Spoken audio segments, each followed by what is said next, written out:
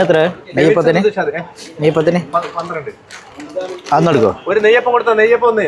കേരളത്തിലെ ആദ്യത്തെ റെയിൽവേ പാത ഏതെന്നറിയാമോ? കോഴിക്കോടുള്ള ബേപ്പൂർ തുറമുഖം. ബേപ്പൂർ തുറമുഖവും തിരൂറും തമ്മിൽ ബന്ധിപ്പിച്ചായിരുന്നു ആദ്യത്തെ റെയിൽവേ പാത.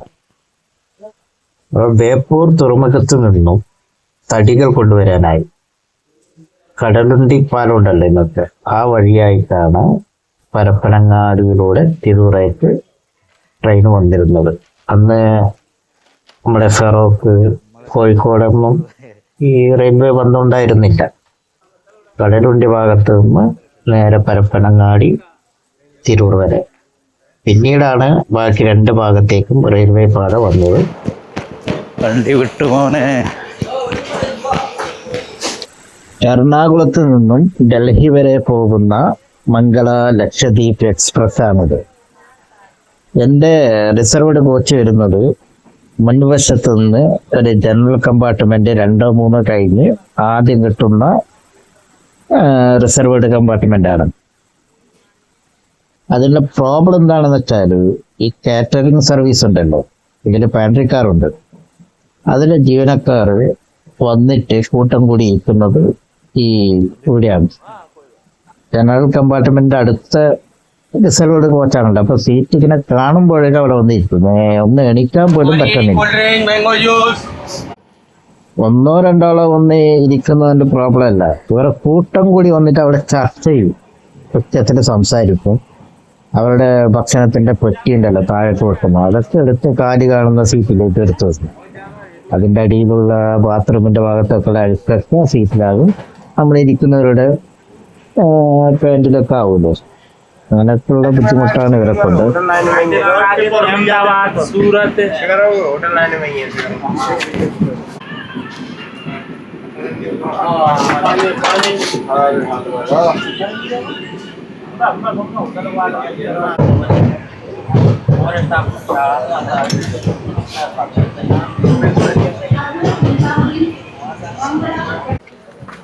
क्या ये डोर है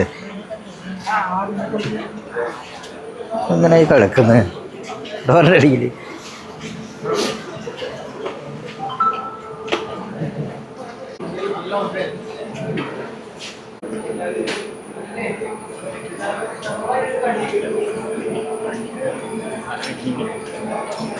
കരിപ്പൂർ എയർപോർട്ടിനടുത്തുള്ള സ്റ്റേഷനാണ് ഫറോക്ക്.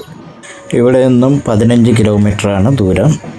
ഓട്ടോറിക്ഷയിൽ പോയാൽ അരമണിക്കൂറിനിൽ എത്തിച്ചേരുന്നതാണ് ഫറോക്ക്.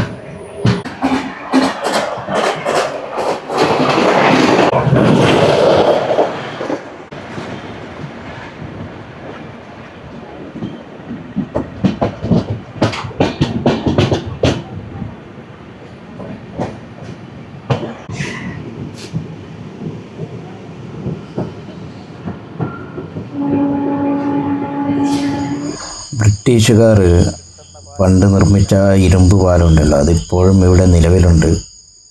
ഇപ്പം നമ്മൾ കടന്നു പോകുന്ന പുതിയ പാലത്തിലൂടെയാണ്.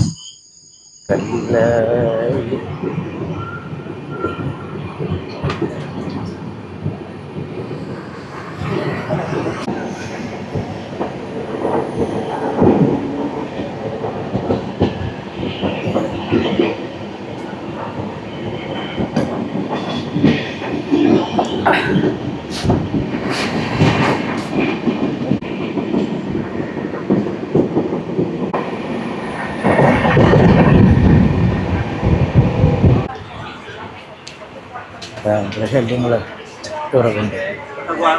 ഭയങ്കര സ്വസ്ഥമായിരിക്കും. സീറ്റ് ഒരു ഒഴിവ് കണ്ട ഉടനെ കൂട്ടം കൂടിയിരിക്കും.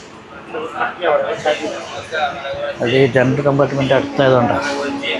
അതിന് ടിക്കറ്റ് എടുക്കാതിരിക്കുക ഈ ഭാഗത്ത്, അത് സെലക്ട് ചെയ്യാൻ പറ്റും. അമൃത് ഭാരത് സ്റ്റേഷൻ പദ്ധതി, അത് പ്രകാരം കേരളത്തിലെ 5 സ്റ്റേഷനാണ് തിരഞ്ഞെടുത്തിട്ടുള്ളത്. അതിലൊന്നാണ് കോഴിക്കോട്. കോഴിക്കോട് സ്ഥലപരിമിതി ഉണ്ടല്ലോ. ഇപ്പോൾ ഈ വികസനമൊക്കെ കാണുന്നത് കല്ലായി സ്റ്റേഷനിലാണ്.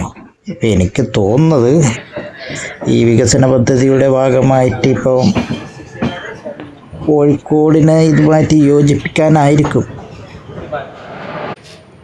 ഇതല്ലേ കല്ലായി പാലം പറയുന്നത്? ലോകത്തിലെ തന്നെ ഏറ്റവും വലിയ രണ്ടാമത്തെ മരക്കച്ചവട കേന്ദ്രമായിരുന്നു ഒരു കാലത്ത് കല്ലായി പ്രദേശം. നിലമ്പൂർ കാടുകളിൽ നിന്നും മരത്തടികൾ ചാലിയാർ പുഴയിലൂടെ ഒഴുക്കിവിടും. അത് കല്ലായി പുഴയിലൂടെ ഈ കല്ലായി പ്രദേശത്തെത്തി ഇവിടുത്തെ മരമില്ലുകളിൽ അത് കപ്പൽ നിർമ്മിക്കാനാവശ്യമായ അളവിൽ മുറിച്ചുകൊണ്ട് അത് ബേപ്പൂർ തുറമുഖത്തെത്തിക്കും. അവിടെയാണ് കപ്പൽ നിർമ്മാണം.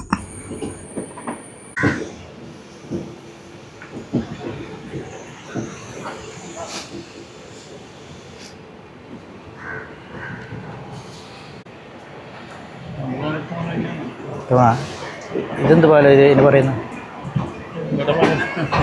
വേറൊന്നുമില്ല.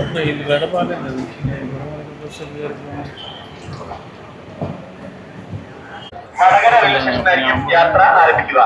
ഈ ട്രെയിനിൽ സ്റ്റേഷനിലുള്ള യാത്രക്കാർ 126-17 മംഗള എക്സ്പ്രസിൽ കോഴിക്കോട് നിന്നും വടകര വരെ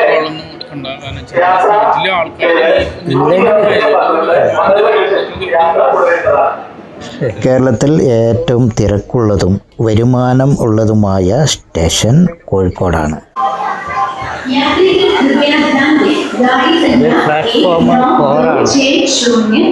ഏതോ ട്രെയിൻ വെട്ടിക്കുറച്ചിട്ടുണ്ട്. അതിന് പകരമായി ഈ വണ്ടിയിൽ കയറാനാണ് നിർദ്ദേശം.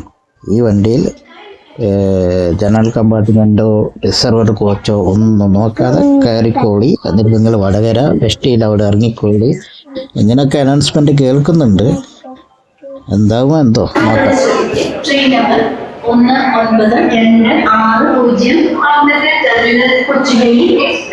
ഒന്നാമത്തെ പ്ലാറ്റ്ഫോമിലേക്ക് എത്തിച്ചേർന്നിരിക്കുന്നു. यात्रीगण कृपया ध्यान दें, गाड़ी संख्या 1926 Bhavnagar terminal Kochuveli express platform क्रमांक 1 पर आ चुकी है। 1926 Bhavnagar terminal passengers train number 1926 Bhavnagar terminal Kochuveli express. ഞാൻ അങ്ങോട്ട് പോകുമ്പോഴും വരുമ്പോഴും ഏറ്റവും കൂടുതൽ യാത്രക്കാർ കണ്ടത് കോഴിക്കോടാണ്. ഇവിടെ നിന്ന് എന്തുകൊണ്ട് ട്രെയിൻ കൊടുത്തത് കാസർഗോഡ് ഭാഗത്തേക്ക്? 165-12 കണ്ണൂർ യശവന്ത്പൂർ ട്രെയിൻ ഇന്നേ ദിവസം വെസ്റ്റിൽ റെയിൽവേ സ്റ്റേഷനിലേക്ക് യാത്ര തുടരുക. ഈ ട്രെയിൻ യാത്രക്കാർ 126-17 മംഗള എക്സ്പ്രസിൽ വടകര റെയിൽവേ സ്റ്റേഷൻ വരെ യാത്ര ചെയ്യുന്നത്. എനിക്കൊന്നും ഇനി സീറ്റ് ഉണ്ടാവില്ല, കാരണം ഇത് എല്ലാ യാത്രക്കാരും ഇതിലാണ് കയറുന്നത്, സ്ലീപ്പറിൽ. ഇപ്പം എൻ്റെ സീറ്റ് ഇതിലാണ് S7. പക്ഷെ ആൾക്കാർ കയറി നോക്കിയാൽ ഇവരിൽ കയറി കഴിഞ്ഞാൽ പിന്നെ ഇത് ജനറൽ കോച്ചായില്ലേ. 125-12 ബാംഗ്ലൂർ ട്രെയിനിൽ യാത്ര ചെയ്യേണ്ട യാത്രക്കാർ ഇന്നേ ദിവസം 126-17 വടകര റെയിൽവേ സ്റ്റേഷൻ വരെ യാത്ര ചെയ്തതിനു ശേഷം വടകര റെയിൽവേ സ്റ്റേഷൻ 165-12 എക്സ്പ്രസ് യാത്ര തുടരുന്നതാണ്. മനസ്സിലായി. ഒരു എക്സ്പ്രസ് ബാംഗ്ലൂർ പോകുന്നത് വടകരയിലാണ് എത്തിയിട്ടുള്ളത്.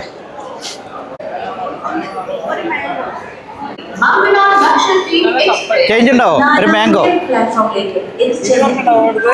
ഇല്ല.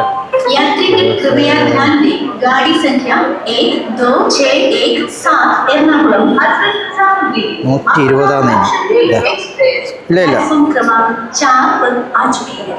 एर्नाकुलम हजरत लक्षद्वीप एक्सप्रेस നാലാമത്തെ പ്ലാറ്റ്ഫോമിലേക്ക് എത്തിച്ചേർന്നിരിക്കുന്നു. यात्रीगण कृपया ध्यान दें, गाड़ी संख्या 1261 एर्नाकुलम हजरत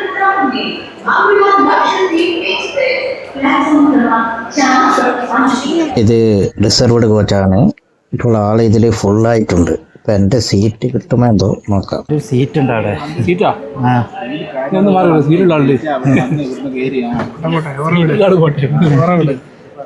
ഇതെന്തെല്ലാവരും ഇതിൽ കയറി വടകര ഇറങ്ങുന്നയാ? ശരി.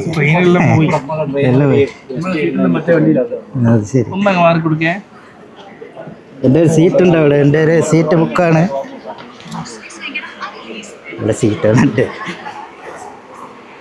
ഇതെൻ്റെ സീറ്റാണ്. ഇത്ര തിരക്കിനിടയിൽ എനിക്ക് നിന്നിട്ട് പോകാൻ പറ്റൂല.